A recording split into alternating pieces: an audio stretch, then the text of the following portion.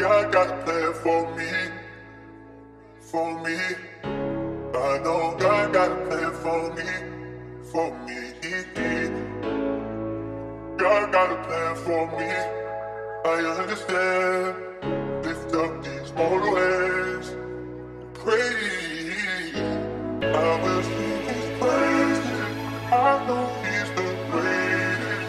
He gave us this power. Nothing's moments ours. Alright, we got my 4th episode of Regal. Man, we got a special guest in the house, Mr. RedontheBeat, super producer. He been doing this for a long time, man. You know, I think before I kind of go into his historical background and make sure I get everything right, I'm gonna have him kind of introduce himself and talk about, you know, some of the artists and some of the things that he's done in the city of Memphis. Sure. I go by RedontheBeat. I've been producing for about, professionally, maybe about 16, 17 years, probably a little longer. Memphis-wise, I don't work for some of everybody. I went to school with some of everybody too, so from CMG to 3-6 to Dolph, A-Ball, MJG, Al Capone, man, Kinfolk Thugs, just pretty much anybody that you can think of, I've probably either been around, either helped record a song or produced for them. So let's take it kind of back, you know, to your early days. What got you into producing? How did you know that was something that you wanted to do? Well, honestly, bro, it wasn't even really cool to make beats. It wasn't something that like people my age were doing, young kids were doing. So it really wasn't like I knew this is what I was gonna be doing. It was kind of like my dad played for the Barcades, so I was always around music. And if I like a drum set or something, he'd get me something. So I was always beating on stuff. So the band came, middle school, and I ended up running into a program called FL Studio. And that was one of my uncles. I remember that. It was on one of my uncle's computer. And I'm just messing with it. I'm like, oh man, it got sounds on it. So I was teaching myself. And you know, you don't really know you good. You just doing it. I was doing it every day. I'm leaving band practice. At this time I was at Mitchell High, my 9th to 10th grade year. And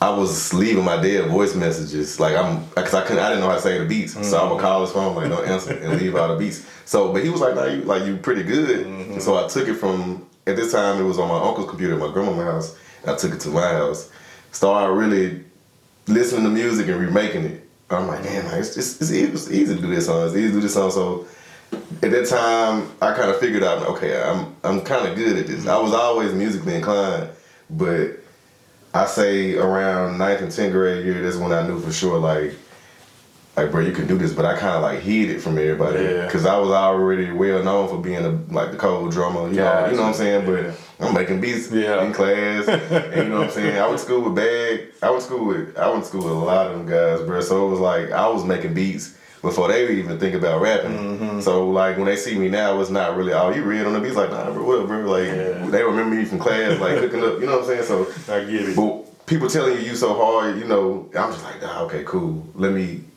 get for real about it. You know what I'm saying? So, yeah. But yeah. Now I get it, man. That's kind of how it was with me with Jukin. Like I kept it quiet for so long, and then it was like senior year of high school.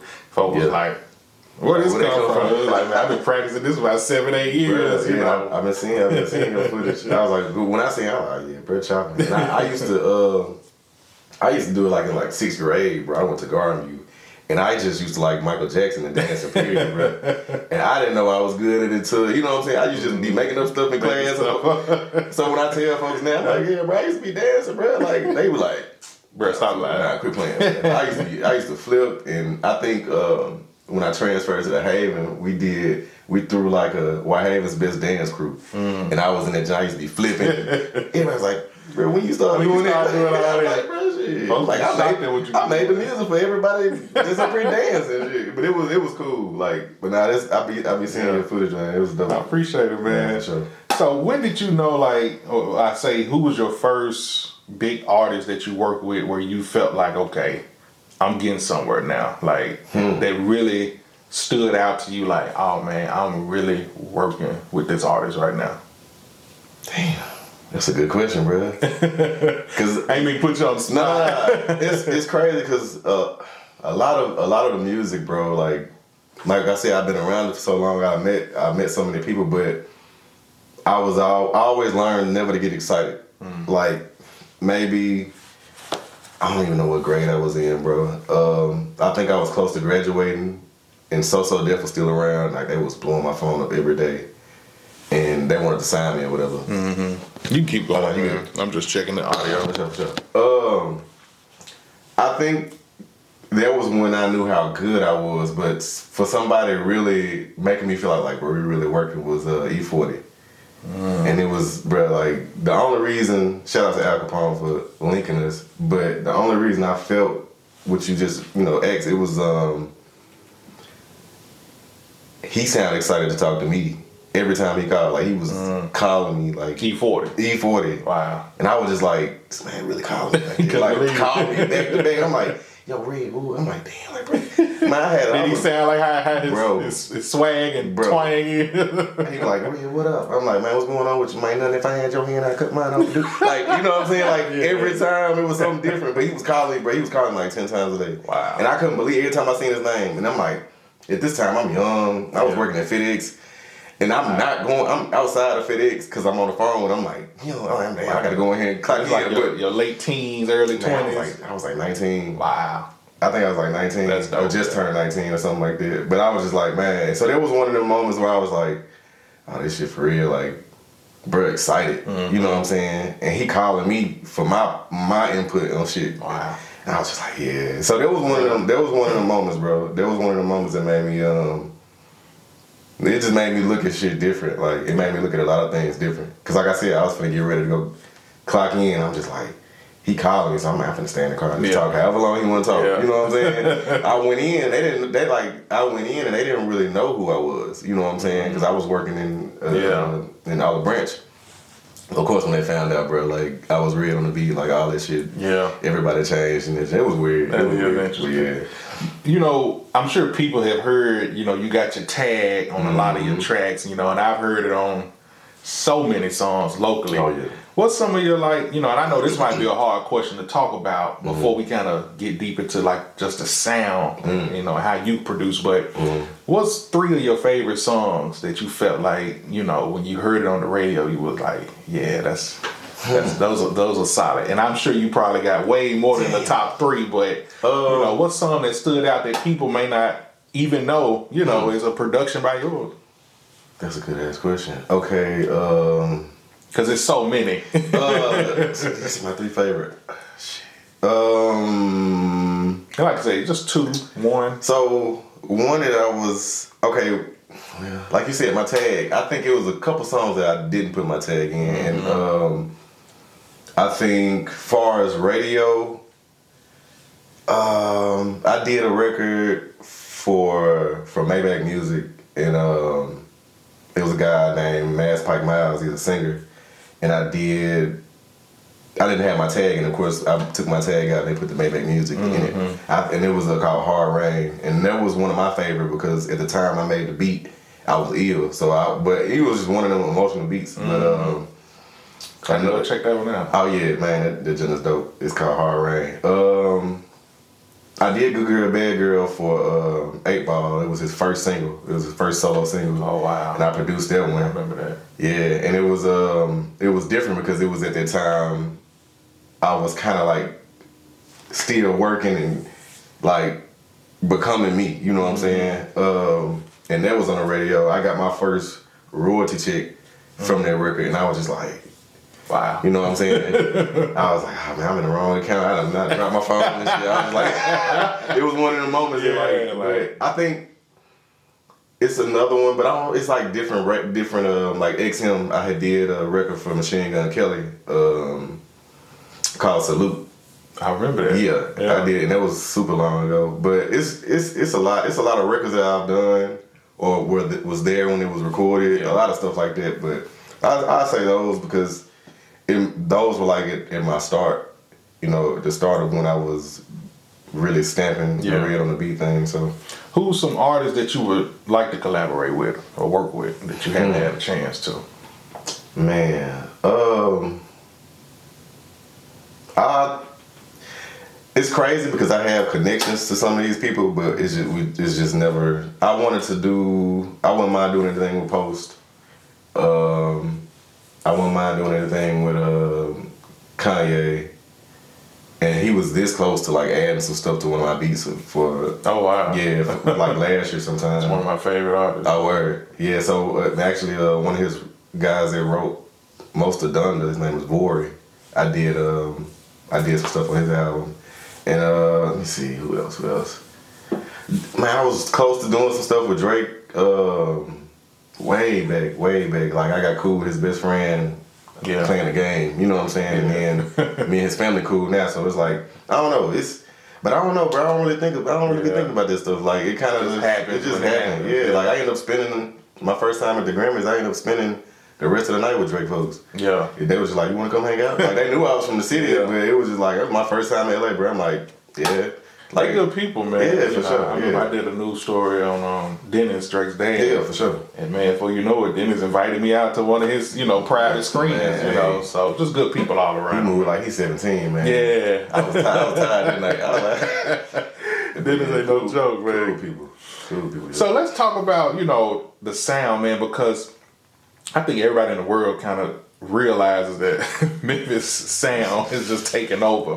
But one thing I've noticed about your productions is that I feel like you can master that sound, but you also have a very uniqueness to your production. I've noticed, like I see sometimes you will show people like some of your production, and I think you use like a tube, talk box. like talk box. Yeah. So I just always noticed like your sound it has a range. Talk to me a little bit about what that sound is for you, and that that you want it to be distinctive from a typical Memphis sound. So, I think at the time I was making beats, there was a distinctive sound, but you will only kind of get it from 3-6 and like that underground feel. And a lot of the stuff that we were playing on the radio wasn't that. Yeah. Until they got a little commercial with gotta stay fly. Yeah. You know what I'm saying? All that stuff. So that's when that hustle and flow era almost. Exactly. Because it was like, okay, we done with the underground stuff, we getting deals. But anyway, so like around then, I was listening to that, but I was around it. But like, bro, I used to listen to, I don't know if you're familiar with the Pack. They had that famous song with the Vans, yeah. Is that Lil B? Yeah, and I got plenty of records with him. But like I was listening to them. I was listening to a lot of different stuff. But I was always different anyway, bro. Like just traveling with my dad and seeing a lot of bands and stuff. And that's how I got with the talk box, Roger Troutman. And so actually Roger Troutman's the guy that builds his keyboard. I had one of them. So it was like, I was doing that stuff as a little kid, as a hobby. But I didn't really like develop a sound. It was just really, I when I make beats, bro, I have no idea. Like I can literally open my laptop right now with nothing on my mind, just create, and something will happen. Every time. It's always been like that. Now if I wanted to go try to sound like something, I could. Actually, the single I did for 8 Ball sound like a Flocka beat. Walker Flocka beat. So it was like, I was trying to get it to him because he was messing with people in my neighborhood. And so I was like, man, let me go make this jump for him. And that song went through a lot of people. Trip made a song to it first. 8 Ball and MJG made a whole song to it second. Then 8 Ball was like, hey bro, I want to just use this as my single. Like that beat went to around. So I was just like, oh wow. That was just how the sound was. Nobody was really doing stuff. And it took me 10 minutes to make that beat. Wow. And it changed, it really changed my emotion at that time. So it's like the sound, I don't listen to music, so I don't really feed off of what I'm listening to, or I don't really get as inspired. Yeah. You know what I'm saying? Like I kind of create my own inspiration, but it's hard. So that sound that you do here from Memphis now and back then, it was easy to do, but I was a little bit more complex than, you know what I'm saying, the simple drum cadence and stuff like that, because I was in a band. So a lot of the band guys I grew up with, Young Swag, like he played snare when I was at the Haven. He was under me or whatever, a grade under me. So, he did most of Bag's first career. Like, so a lot of the guys I grew up with, they were molding the new Memphis sound. Yeah. You know what I'm saying? Memphis track boy, he was in the band too. You know what I'm saying? He played snare. I played quads. It was just everybody. It was a lot of the drummers and Memphis bands, big producers nowadays. Nowadays, you know what I'm saying? So yeah. Talk to me a little bit about the process and what that looks like when you're in the studio with people like A-Ball, MJG, you know, DonTrip, Right. you know, people that not just Memphians, but people across the world, you know, considered legends, you know, like, just talk to us about how those studio sessions with Red on the Beat. Man, I'm gonna be real with you, bro.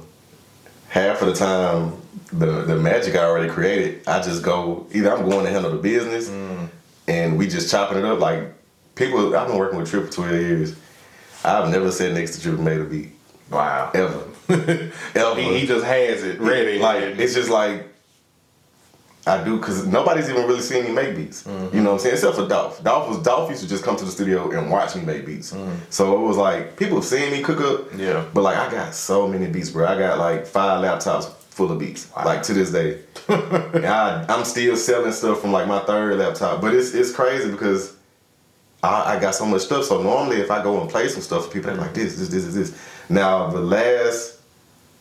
but honestly, FrescoTrey, like, I actually help write and produce right there. You know what I'm saying? Because I can't do it. It's just 9 times out of 10 people fall in love with what I'm playing. So it's, but some of those studio sessions, bro, like, very genuine. Like, we'll start an idea, I may hum something. Artists may start writing or rapping and I go help write and rap, or I might change something around, or it's just back and forward, because I don't just sit there and just make the beat. Like, I'm actually trying to see where you're trying to go, what you're trying to talk about. I might bring up topics, bring up lines, and I do a lot of that with FrescoTrey. And one of his biggest songs, "Need You," I wrote one of the biggest parts in the record. So it's just cool. Like, I can be hands on if I want to. Sometimes I just go in the studio and they be like, "Bro, I need it, man." And I'm cool. I'm gonna go back to the crib. You know, like, I'm gonna do it, but. Because I've done it so much out of these years, you know what I'm saying? And when I wasn't doing music, I used to be in the studios with my dad. So it was like, I see how it works, and I see, like, you know, how fast you got to be in it. So that's kind of how it is, bro. You hear from a lot of people sometimes, you know, like when you're starting out, especially in the music business, that it can be a challenge. Yeah, for sure. Did you ever get to a point where you felt like, all right, man, I might want to fall back? Or did you ever have a thought of, maybe I just need a break with rap and hip hop and R&B, and maybe you needed to focus on some other things, or you wanted to try another genre? You ever had that doubt, like, let me think of something else? I'm gonna tell you, I've never had the doubt, because I've been around it so much in my life. You see the ups and downs. You see who has something going on, who, like, or they'll be up here and then, you know, they fall down. So it's like, I never held myself to that, like, hey, when we do this, man, like, somebody gonna get on this. Like, I never know who gonna get on what. I never know who gonna hit me up. Like, Bob might hit me up, like, can you put it to the studio? Like, randomly. You know what I'm saying? So I don't really look at a lot of the things I never doubted myself. It's just like, hey, if I don't get up out this bed and create something today, nothing gonna happen tomorrow. Whatever I do this year pays me for next year.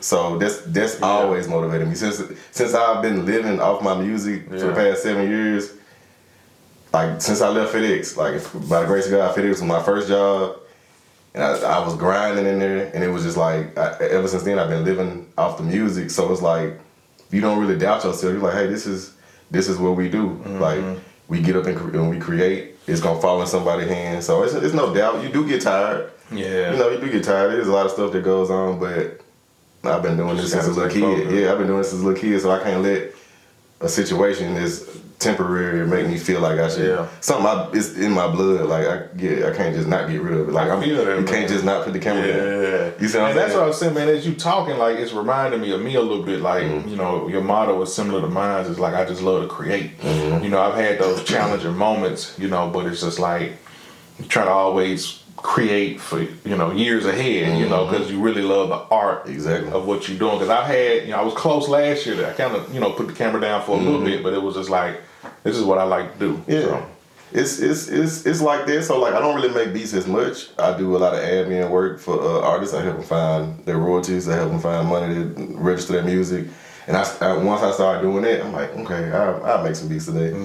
Like it's just a lot of stuff to do within that field that it's still musically or it's dealing with the music business, so it doesn't deter you. Like I don't gotta make beats every day or every week or a month. Like during COVID, the first year of COVID, bro, I probably sold like 2 beats. I just didn't I didn't focus on it. Yeah. You know what I'm saying? Like We had other stuff going on. yeah, I'm just like, man, like, all right, you know what I'm saying? I ended up going to the Grammys and all that stuff, but it was just like,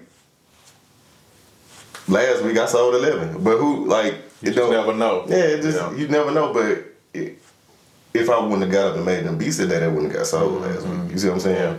That's how I look at it. I'm sure the game has changed a lot, and you've seen that, you know, with you being in almost 2 decades, you know, from maybe how you had to produce and send a song now till you got SoundCloud. You just got all kind of stuff. There's a lot of stuff going on. Yeah, man, there's a lot. So, Yeah. you know, what advice would you give to, you know, that 15-year-old or that 16-year-old that's just like, this is what I want to do, but I don't even know where to start. You know, like, what advice would you give them? Man, as long as, the first thing I can say is be you, like be yourself. Like, I know the reason a lot of us get influenced to do stuff is because a lot of other people making it look easy.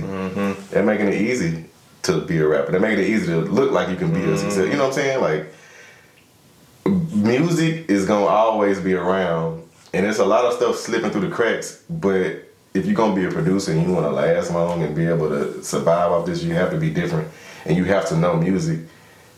It's easy to be a producer in Memphis and just make Memphis style beats. But it only gets you so far. You know what I'm saying? Yeah, if Beyonce call and say, hey, can you help write this song? Yeah. You're not gonna know what to do. You're gonna have to go pay everybody else to come in and play, and it's like that's where the money is. This Memphis shit is gonna get you notarized. It might get you a little bread, but they don't do you dirty. You know what I'm saying? But that is true. But nah, just to this, like, be different. Learn as much as you can about music. Listen to different stuff. Like, listen to different producers. If that's how you're motivated, like, that's the only thing I can say right now, because everything's so saturated. You can't just reach out to an artist and tweet them, and they tweet you back. Like back in my day, that's how I got cool with Machine Gun Kelly. I didn't even know who he was. He wasn't even a star yet. I was looking for Travis Porter. So that era. Yeah, so what you may not know is I'm originally from Atlanta. I was born in Decatur. Okay. Lived there for 4 years, moved here when I was 4. Started when I was able to talk and stuff, like, you know, got in schools and stuff like daycare. So it was like would always go back to the A, or I was always coming, you know, but I was raised here in Memphis.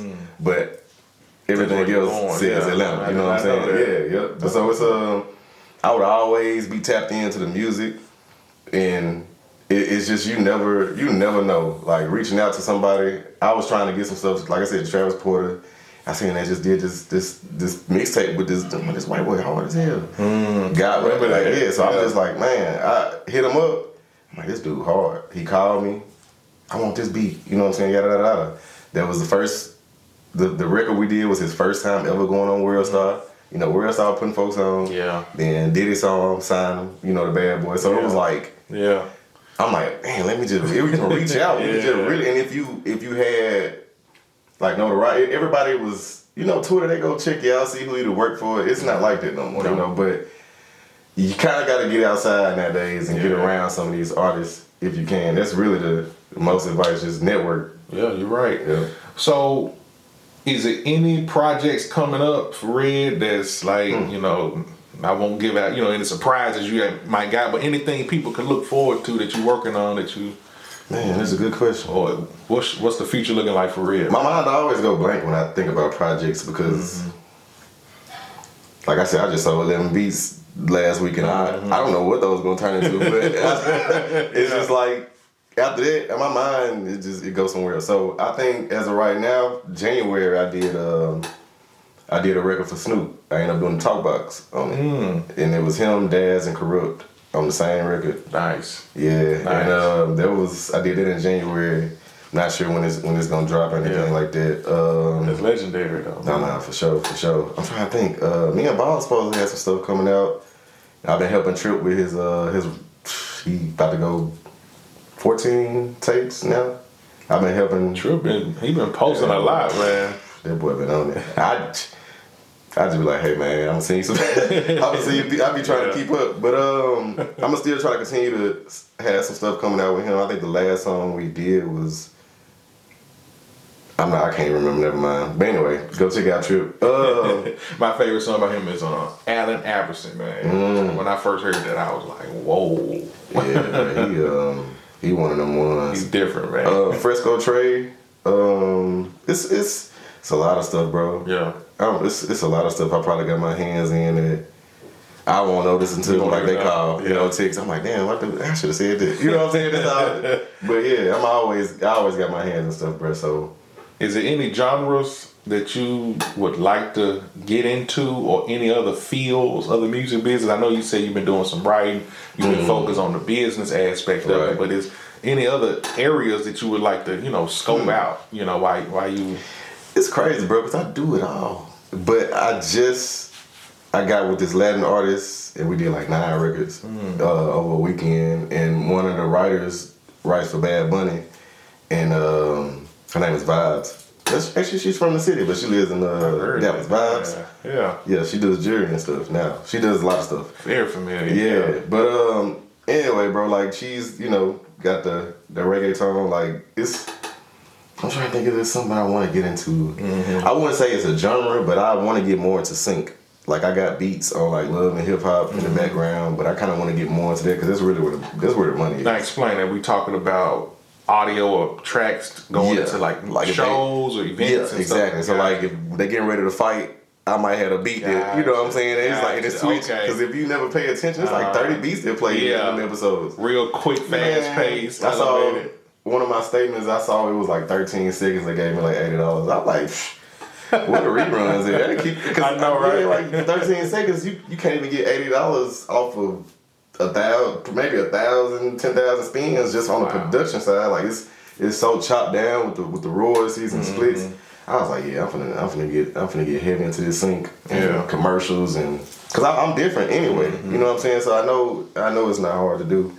But yeah, that's really what I'm trying to tap in more into. This leads me to my second to last question. So you see, like right now, Kanye with Vultures 2, he's been in this big fight with a lot of the streaming companies, and somebody that's a fan on the outside looking in, I might not understand what's going on, but do you agree with, I guess, what he's fighting for? Because I guess, Kanye is saying, not really receiving the true funds of your work. You never are. So how does that work with streaming? Or do you... Yeah, bruh. Do you think it's taken away from? Yeah, definitely. It's definitely because, back, I used to see it was record stores. And you knew for sure how much you sold. You knew for sure, like... You could track it. Yeah, you knew for sure. Like, you had your codes and stuff. And... when YouTube and TikTok and everybody was able to put music in and stuff and you was able to license it, it changed. It changed the game. So it's like, hey, I can go listen to this song 1,000,000 times. And this artist may get $4,000. You see what I'm saying? But it's kind of like, if there's anybody here million anything, you're going to be like, okay, it's definitely something major behind it. And sometimes it's just not like, and with Kanye, if you were able to pull up any of his records, he has like he credits everybody. Like let's say if I walked in that studio and changed the snare, he would credit me and give me points on that record. I've noticed that when I read some of the credits. You see how many names on there. So that you got to think that $4,000 split up to them people just off the million. Yeah. Don't mean nothing. No matter. It's like paying out of pocket before. Yeah, but if you go sell 1,000,000 copies, it's a whole different story. 1,000,000, like so it's just so much, bro. It's complex. It's so much money that's in that musical pot that's unclaimed. It's like $1 trillion some dollars. Like it's unclaimed royalties, and you got people out here still having to work a job with a platinum record. That's why. You see what I'm saying? And it's like I done seen it, bro. I done seen it all, bro. I just registered. Actually, I just registered one of Kevin Gates' artists. They both went platinum, and he didn't have it registered. I ended up registering it for him, and it's just like you have a platinum record, and it was not in any system. They're not really receiving. Yeah, you don't know, like the money's sitting. Nobody knows where to send it to. Wow. And it's just like, but in his eyes, he just got $1 million deal, so it's like he don't care. But then again, it's just like, bro, you could have made way more than that off of this platinum record you about to come on now. But Nobody knows, bro. Yeah. If they don't learn it, everybody want to get in the game and not learn the royalties in the business, which blows me because this is how I've been living off of. I'm just a regular producer, bro. Yeah. Like I said, if I tell I've been living off this shit for 7 years, and people be like, I'm like, bro, like it's easy if you do the business. Yeah. It's it. Gotta understand what You you're got doing. to. You got to understand for sure that. Man, I appreciate you taking the time out. I know we're getting close to the 30-minute mark, and I could probably sit here and talk all day about it because it's fascinating to me, man. But I just want to say I appreciate you, man. You just been a good dude. You know, you sent me beats, you know, for my little short film project I was working on, man. And I'm just grateful, man. So I appreciate you taking the time out, man. Before we close, I just wanted to kind of give you the opportunity to kind of, you know, anything you want to tell people, anything, you know, about, you know, just your history and production, you know, that, you know, we didn't talk about, and where people can follow you and support you. Oh, for sure. But first, I appreciate you for having me, bro. And I'm always looking out, you know what I'm saying? Like, people in the city that I see wanting to do stuff, I'm always look out, bro. Like, don't matter, you know, you can always hit me and ask me for whatever. I mean, everything is Red on the Beat. All my social medias is Red on the Beat, RedonTheBeat. So, I mean, I'm down to work with artists. I work with your budgets. I don't bust no heads, you know what I'm saying? I show you the business. I'm not stingy with none of this. Like, everybody think I'm just hard to get in touch with. I don't know why. Like, when nobody reaches out, man, I just feel like you be busy. So, but don't go on my page and get intimidated by whatever you see. Hit me up, DM me. I'm gonna hit you back. That's pretty much it. Man, I appreciate y'all tuning in. We got Red on the Beat. Y'all be easy. We got some more coming. Yeah, sure.